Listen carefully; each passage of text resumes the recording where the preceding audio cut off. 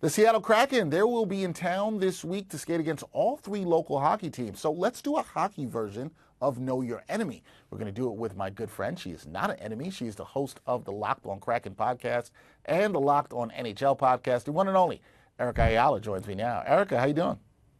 I'm doing well. I love it when I can join you to talk about hockey. That's my Yes. other passion in addition to women's basketball.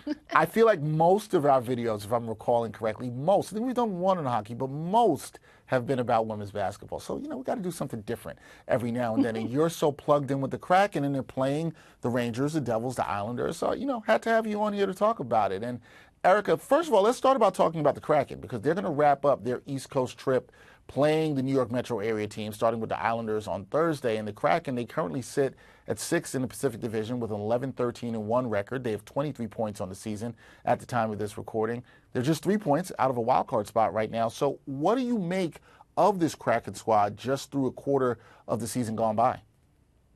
On the one hand, especially given the season that the Seattle Kraken had last year, they did not make the playoffs after getting to the second round of the Stanley Cup playoffs in just their second season. You think at the Thanksgiving break, in NHL hockey, if you are in striking distance of a playoff position, that's good. Again, especially given that the team underperformed last year. On the other hand, the team made some big splashes on the first day of free agency, getting Chandler Stevenson and Brandon Montour, both who have won Stanley Cups. And at least with Chandler Stevenson, who is a centerman, it just hasn't quite clicked yet for the Seattle Kraken. Then you add to the fact that the Seattle Kraken have been with significant injuries. Vince Dunn, one of their top defensemen and very important for them on the power play, just returning from injury. He was also injured on the back end of last season.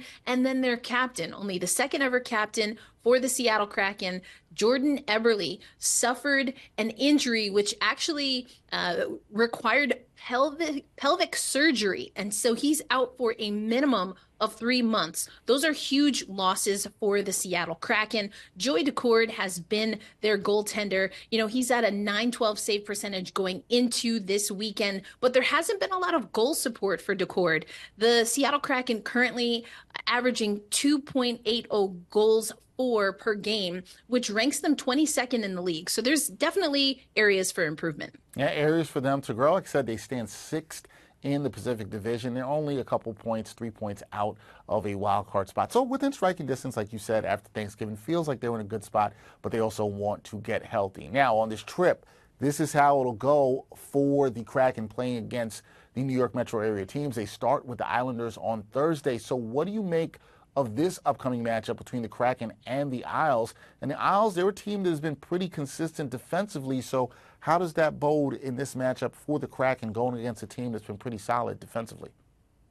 I think throughout the history of the Seattle Kraken, it's always been interesting to see how the Kraken play against the Islanders. These teams tend to kind of bobble up and down around the same area within their respective divisions.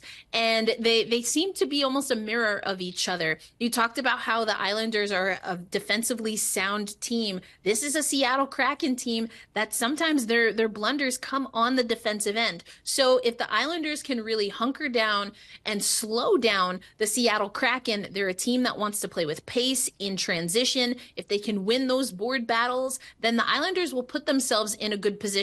The Seattle Kraken did get the first win in their meeting earlier this year, a 3-2 win, and that came because of heroics from a blue liner, a defenseman for the Seattle Kraken. But Jamie Alexiak, although he has been one of the better defensemen and better defensive players for the Seattle Kraken, you can't expect him to bang in a goal and get a win for the Seattle Kraken team. So you're going to have to see, at least for the Kraken, somebody else step up offensively. And again, there have been defensive struggles, but when you look at these two teams, they're very comparable in a lot of areas.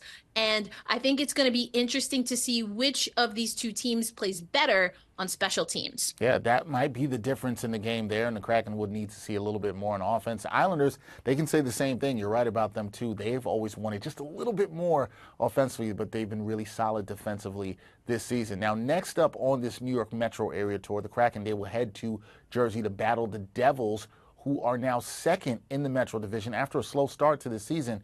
So what challenges do the Devils provide the Kraken, and how does Seattle deal with the speed of New Jersey in that matchup?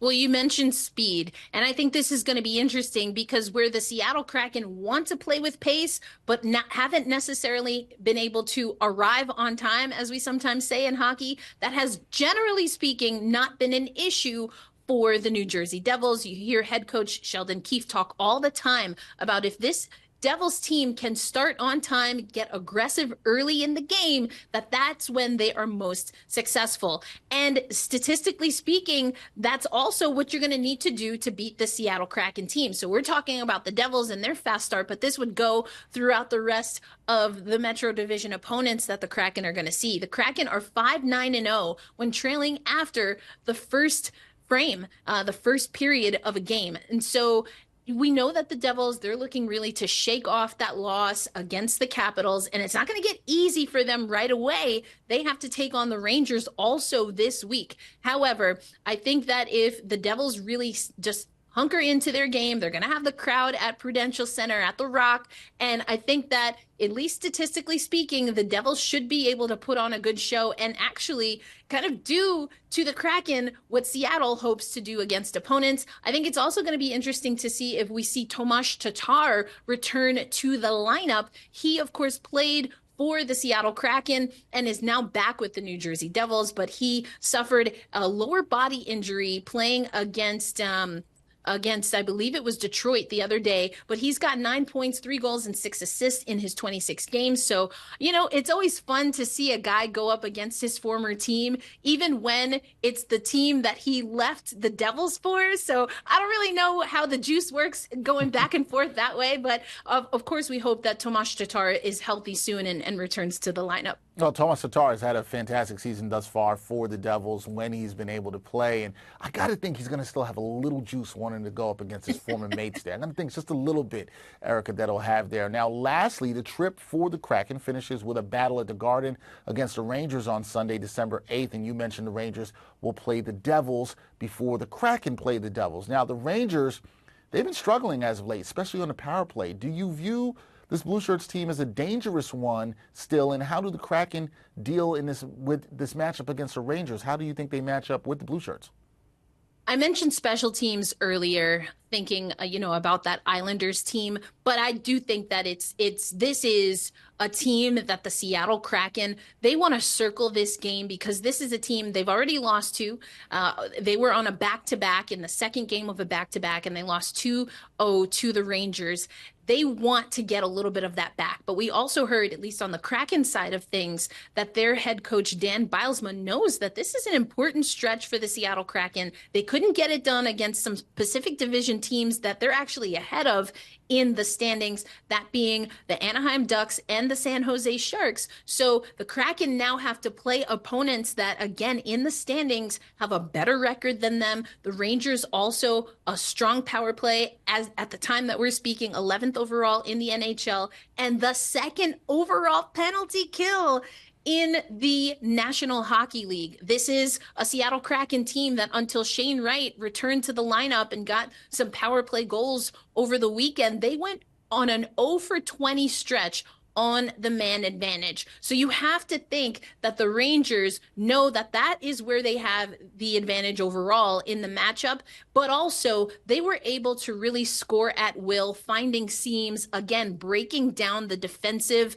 errors of the Seattle Kraken. So I'm expecting the Rangers, even though, again, as you said, they maybe not playing the way they want in this stretch, I think if they move the puck, if they find themselves on special teams, whether on the power play or the penalty kill, they know they have the advantage there, and they're just going to use and utilize their skill and the fact that they have some players that have been playing together. They have that camaraderie, that consistency, whereas the Seattle Kraken have a new head coach. He's experimenting with some things. You have players, again, that have been out of the lineup with injury, but then also because the performance has not been what Coach Bilesma wants, he's also had to have some players like Shane Wright, like Oliver Bjorkstrand, as healthy scratches. So I do give the advantage to the Rangers with the caveat that the Seattle Kraken are at a point in their season where something has got to give. And sometimes, whether you want to admit it or not as an athlete, you definitely play up to an opponent that you know is ahead of you in the standings, and that definitely is the New York Rangers. All right, we will see how it plays out for the Kraken because, as you mentioned, they are at a very interesting point in the season. And to quote you,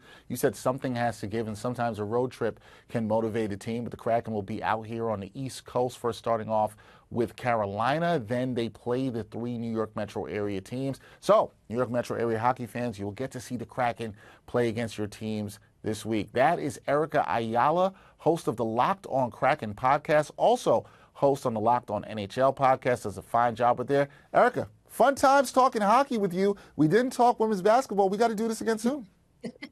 Oh, you know it. Thank you as always for having me, Dex. Anytime.